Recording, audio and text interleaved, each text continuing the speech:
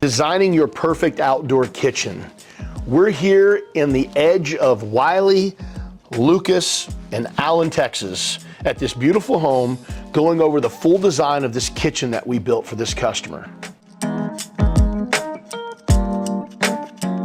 So when thinking about your kitchen and designing it, whether you have an existing patio like this one, or you're gonna build one that you're gonna add a kitchen to, either way, you really need to be thinking about the layout of it. And in this case, it was kind of the perfect setup other than a couple potential obstructions.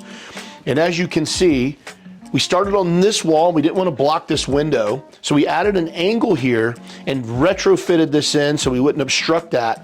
We built it here, this first piece, left a nice big walkway, and then came out with the long run here. Same problem over here. They have a big slider door. We didn't want to obstruct that. So instead of just coming up here and squaring it off, we actually put an angle on it.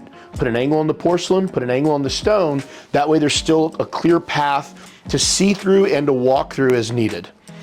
That's the first things you start thinking about is the layout. Material choices.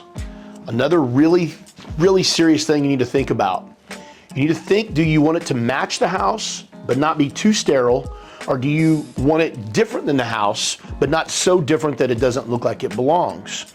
In this case, they did a fantastic job choosing elements and materials that matched perfectly and literally looked like it was intentional to begin with.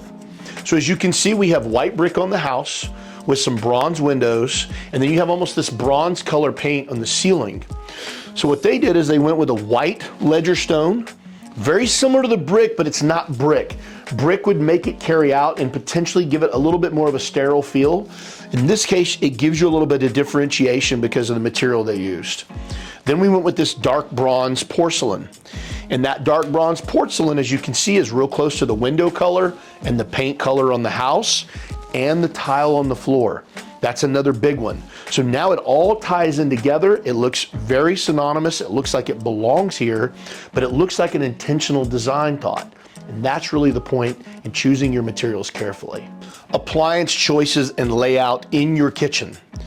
So you always want to look at it from an operational perspective. Where are you going to be cooking? What are you going to need while you're cooking? What are you doing? And so that's the best way to think about it. We're going to start right here with the refrigerator. I think every outdoor kitchen should have a refrigerator. Sometimes people go, no, we don't need one, but I think it's great because if you're entertaining, kids are playing outside, people are hanging out, they don't have to keep going in and out of the house to go to the refrigerator. The other side of that is you would have to have a cooler sitting somewhere to have your cold drinks in when you're cooking or you're entertaining. In this case, everything is right here in the refrigerator. That's the first thing. Then we move on to this. This is a griddle, which have become very popular because they're super universal, meaning they can cook a lot of different things.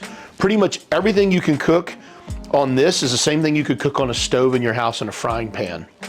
So it allows you to do breakfast, vegetables, hibachi, stir fry, hamburgers, anything that you can think of. So it gives you some versatility. And then of course you always want some storage for whatever you're using to cook on your griddle. Then move to your trash. A great addition because then you don't have a loose trash can hanging out that you got to move around and deal with. It gives it a place to live. It's nice, it's neat, it's clean. You throw your trash in there, it goes away, nobody sees it and has to deal with it. Then we move on to our grill. Your grill size is really going to depend on how many people you're cooking for, how fast you want to cook, how big of groups are you entertaining. Think about that because the smaller the grill, the fewer items you can put on it, but the longer it's going to take because you have to keep reloading the grill. In this case, this is a monster. It's got a searing burner, it's got a rotisserie burner, it's got 4 main burners. You can cook a lot of food and do a lot of things here. So obviously these people really enjoy cooking for a lot of people and having some versatility. And then of course below that, you want to have storage to put everything the grill needs in it. Another thing to think about when doing all of this is your additional electrical outlets. As you can see on the backsplash, we've got some outlets in the kitchen if you want to plug something in, or a crock pot, or some other, margarita machine, or just charge your phone, or whatever that may be. You now have some additional electrical to plug that in. And another thing is underneath. Do you need an extra outlet underneath? Definitely something to think about depending on what all you're going to have going on here. So then let's move on to over here. This is the big power burner, and these are super cool. We love them because you can cook big stuff. You can cook fish, you can do a fish fry, you can do a crawfish boil, you can do a shrimp boil, you can cook a big pot of soup or gumbo or whatever you like to cook. This allows you to cook big for a lot of people. Then of course you want to have a little bit of storage underneath that to keep in there whatever you need for your power burner. Last but not least, we move into the sink. Most people will just do a small hand sink because it's easy to manage and you're not putting a bunch of stuff down the drain and things like that.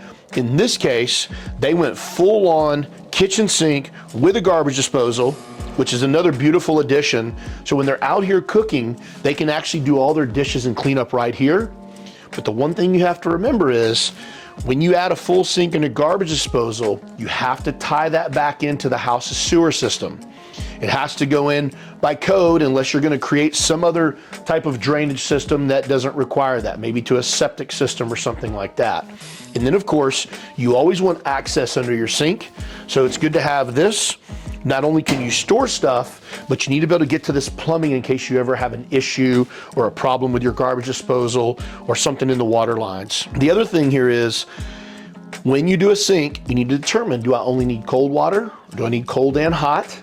Right? Depending on what you're doing. In this case, they're washing dishes, so they want hot water.